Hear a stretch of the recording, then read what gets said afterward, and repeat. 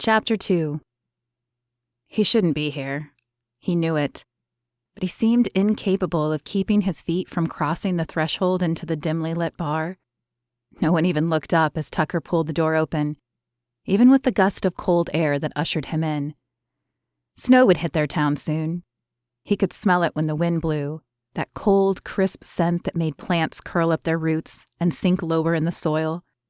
The sharp bite in the air that seemed to gnaw through even the thickest jackets and sweaters to chill the bones.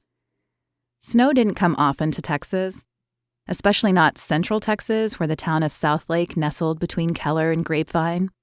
But the weather had been different this year. Colder, wetter, more extreme, and he felt that it would happen. The acrid scent of cigarette smoke floated in the cloudy air as Tucker crossed the dingy floor to an empty bar stool. An old country song crackled softly through overhead speakers that had seen better days. In fact, most of the interior of this place appeared to have seen better days. He wondered if the employees even noticed it anymore, but he doubted it. The one man he saw behind the bar wore an expression of boredom and acceptance, as if this was good enough. Tucker pulled out the bar stool, unsurprised to see a rip in the upholstery. It fit his mood and mirrored the dilapidated feeling the rest of the place exuded. But for a reason he couldn't really explain, the cushion also held comfort. He abhorred finding comfort here, but he seemed incapable of changing it. All he had ever wanted was a relationship with his father. But because of his job, his father only seemed interested in two things: working and drinking. He wasn't an alcoholic by any means, but after working long hours, he would disappear to his study and nurse a beer. At least that was what he would do on the evenings he came home. Some nights he hadn't even come home before Tucker and his sister had been asleep. So Tucker had associated drinking with being close to his father. He only ever drank one, but while the frosty glass sat in front of him, he could pretend it was something they had in common, something they could bond over. Things hadn't always been this way.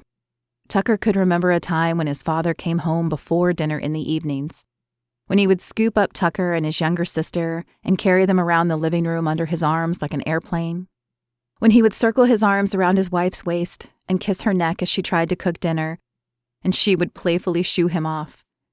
There was a time when laughter filled the house and a cheery glow surrounded the rooms, but all of that changed when his mother died. Tucker had been in junior high then, worrying stupidly about acne and girls while a deadly tumor sprouted inside his mother's head. A tumor that grew tentacles and stealthily curled itself around different areas of her brain. A tumor none of them knew about until she died in her sleep one night. Tucker hadn't been the one to find her, for which he had been grateful, but his father had, and it had changed him. Within a week, he'd stopped coming home for dinners, and he'd hired a cook to take care of the meals for Tucker and his sister Whitley. Occasionally, he would arrive home before they retired to bed, but more often than not, Tucker had been the one to make sure they both had done their homework and gone to bed at a decent hour. In 1 week, he had basically lost both his parents and been forced to grow up faster than any teenage boy ought to. When other boys his age were worrying about homework and girls and the latest gaming system, he had been forced to worry about dishes and laundry and the well-being of his sister. His father had poured money on them after that, as if money could make up for the loss of their mother. Or maybe he had done it in an effort to assuage his guilt for being gone so often. Either way, Tucker had hated that money. That money had replaced the one thing he really needed at the time: a parent. His anger had started about that time. Anger at the loss of his mother, anger at his father, and anger at the money his father had doled out instead of time. Yes, the money had been the main target of his anger, until it started opening doors for him. He had talent, but he was pretty sure it was his father's sizable donation that had earned him a role on the varsity football team as a freshman. Perhaps he had attained the title of captain of the team in his junior year, a title normally reserved for seniors and, most often, quarterbacks and not running backs, on his own. But it could have also been the new sports equipment his father had provided, even though he had never attended a game. Then there was the full-ride scholarship to a prestigious university that might have been based upon his talent, or the amount of money his father had thrown to the program. Either way, Tucker had enjoyed the benefits and the title of star running back for 4 years, until he'd been picked up in the draft. His father's money had certainly paved the way for a cushy ride that may or may not have existed without it. And so Tucker had swallowed his angry feelings, not realizing he was fostering their growth with his denial. It was only once he was on the Rebels roster that things had begun to change. Being chosen in the draft had been a dream, one that he'd been pretty sure would happen, but a dream nonetheless. However, when he'd arrived in the Rebels locker room the first day, he'd realized it wasn't the dream he had thought it would be. His father's money meant nothing here. Almost all of the players had come from money just like he had. Some even more, and some were legacy football players. Their fathers and grandfathers had played the game, so regardless of talent, they had found their way in. That had been the hardest pill to swallow. He hadn't been signed as the main running back or even the backup running back.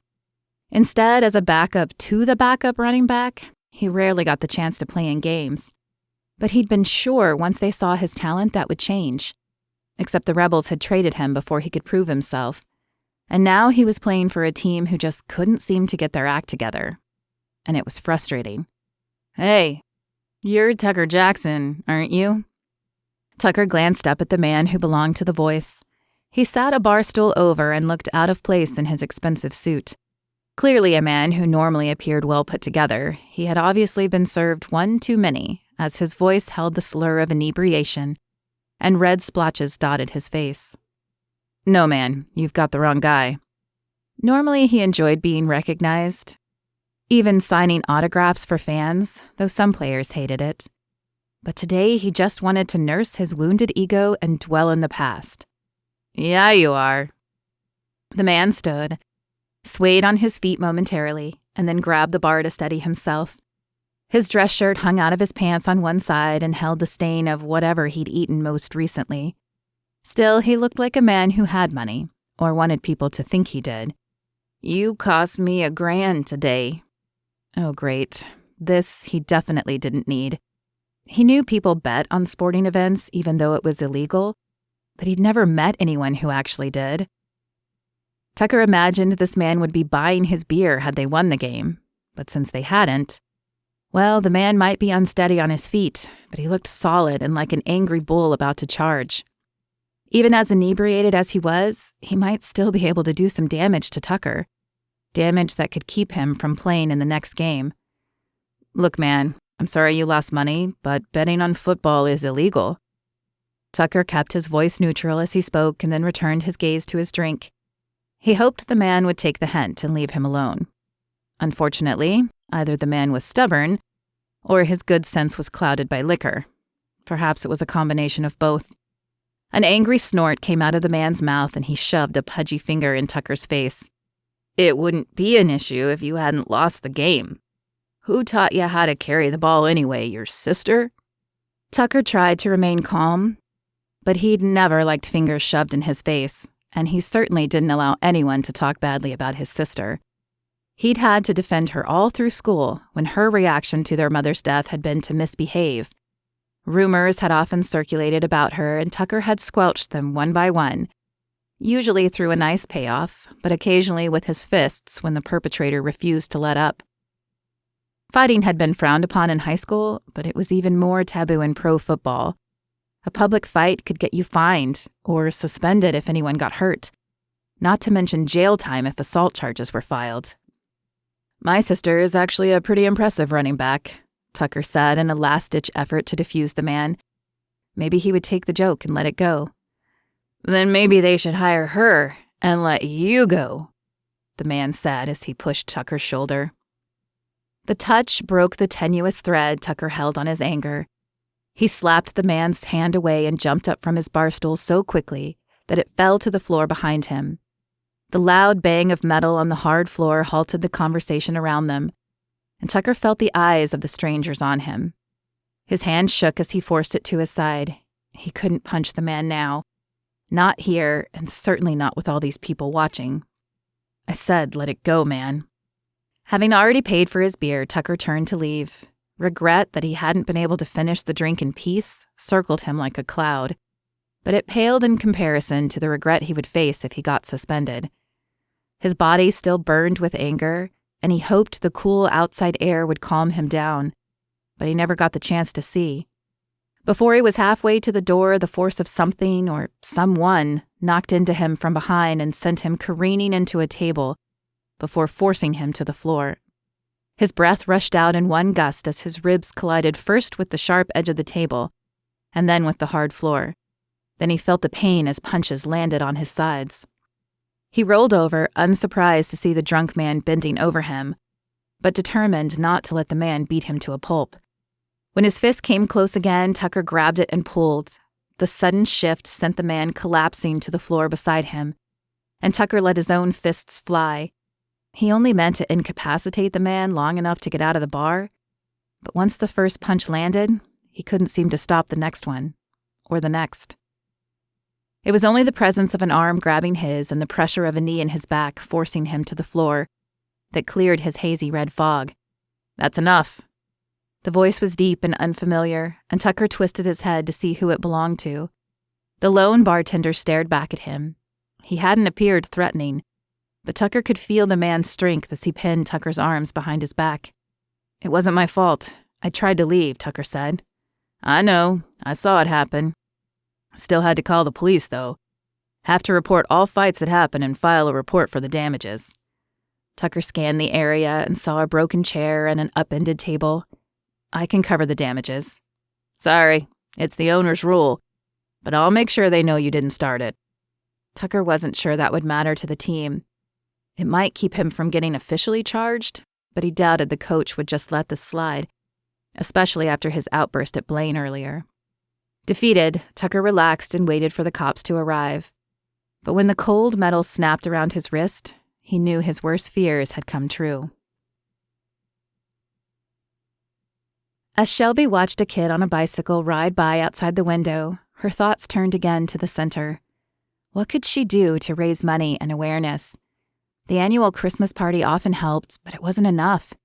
And it certainly wouldn't help this year if they couldn't find the money to host it.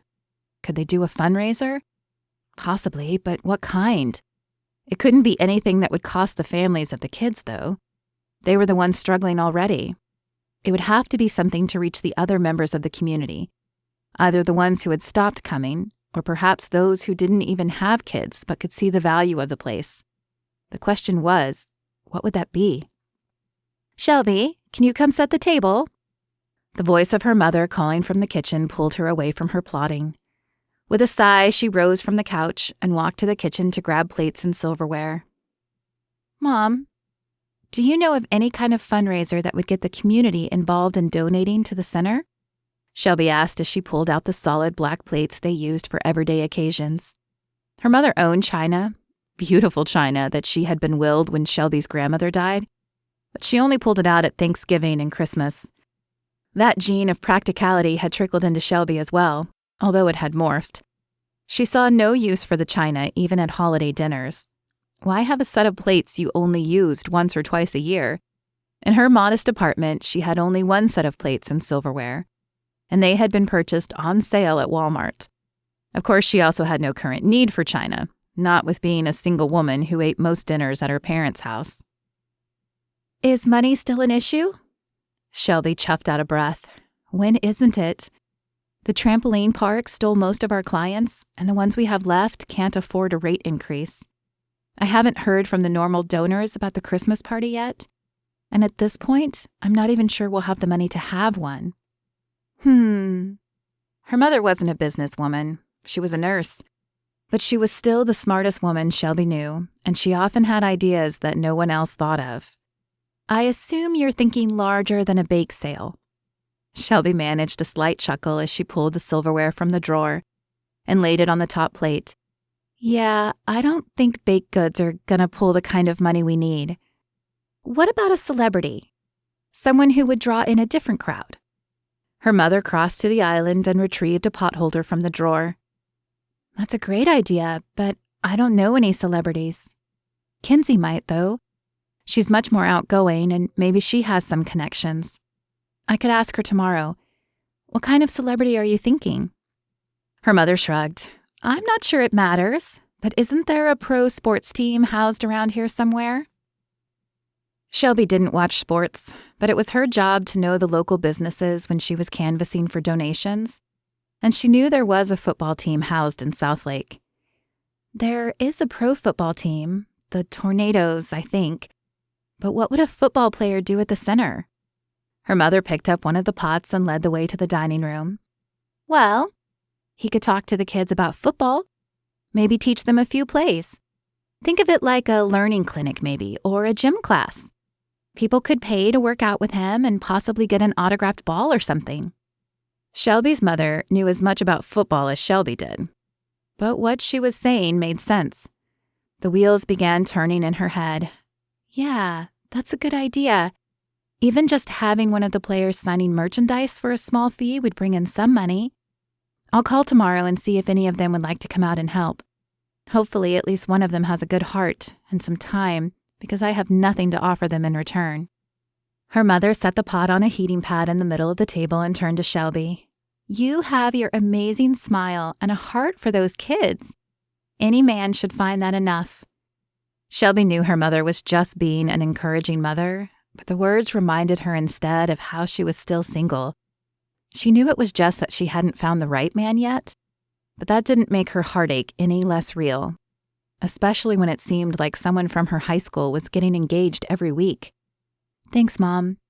We'll see if you're right. I'm always right. Didn't you know that? Her mother said with a teasing smile. Now, while I get the rest of the table ready, why don't you find everyone else and tell them dinner is ready? Sure thing. Dinner had always been family time in the Doll household. While other families around them appeared to be drifting further apart, doing their own things, lost in their tablets and smartphones, Shelby's parents had been determined to keep their family together. Because of that, dinner had always been a sit-down family affair when the family lived together, even if they had often been passing each other at breakfast and eating lunch at different places altogether. After Sam and Scott and finally Shelby moved out, the family still tried to eat dinner together as often as possible. And when Sam had married Iris, she had joined them as well. They couldn't come every night since they lived about an hour away, but they came as often as they could, and always at least once a week. Shelby enjoyed the nights they came over, not just because she loved seeing Sam, but she and Iris had formed a bond. Neither had a sister growing up, and like kindred spirits do, they had sensed that longing in each other and become fast friends. Scott, like Shelby, was still single, but he would occasionally bring his flavor of the month over to meet the family. Their mother said he was just picky, and that's why he dated so many different women. But Shelby was pretty sure Scott liked being single, unlike herself. She couldn't wait to start a family of her own. But being the quiet introvert that she was, meeting men was hard, and carrying on a conversation even harder. Forget asking a man out on a date. She'd rather have a root canal. So she continued to pray about it, and every time she did, she felt God telling her to wait, that he had someone for her. She just wondered when her mystery man might show up. Shelby found her father, brothers, and Iris in the main living room. The boys were arguing about some game on the TV, and Iris was working a crossword puzzle. Dinner's ready, guys. Mom made chicken Alfredo. Shelby wasn't sure they had Italian anywhere in their family, but somehow Italian dishes had always been the family's favorites. And chicken Alfredo topped that list, especially when her mother made the Alfredo sauce from scratch. I do love Mom's chicken Alfredo, Scott said as he and Sam rose from the couch. Iris stuck a pencil in her book, closed it, and set it on the table before joining them. The savory smell of Parmesan, cream, and chicken was strong as they entered the dining room. Shelby inhaled deeply and let the scent fill her nose and comfort her. There was something about Italian food that always made her feel safe. She wasn't sure safe was the right way to describe how she felt, but it was as close as she could get. For some reason, Italian food reminded her of simpler times when her biggest worry was finding time to finish reading the new novel she had started, or studying for the science test she hated, instead of how to fund a community center and worrying about what would happen to the kids who needed the center if she couldn't get the money. Does anyone have anything we should pray over? Her father asked as he took his seat. His eyes traveled from one adult to the next. "Shelby does. Go ahead and share, baby girl." With a smile, Shelby squeezed her mother's hand. Though she was 24 and no longer a little girl, she didn't mind the nickname. Her mother had called her that for as long as she could remember. "I could use prayer for the center. We're struggling financially right now, and I really need a miracle to keep the doors open." "One miracle coming up." Her father's words held a teasing note, but Shelby knew he was serious. He had always believed in the power of prayer and always held on to the notion that God still provided miracles. When Shelby had asked one time why her prayer didn't get answered, he told her it had, just not in the way she'd expected. Shelby knew that if God didn't provide the funding for the center, that her father would tell her perhaps God had something different planned for her. While she would accept that, she hoped that wasn't going to happen, because the center wasn't just about her. It was about all those kids who needed a place to stay as well. She closed her eyes and listened to her father's prayer, but even though she said amen, it didn't lessen the worry in her heart.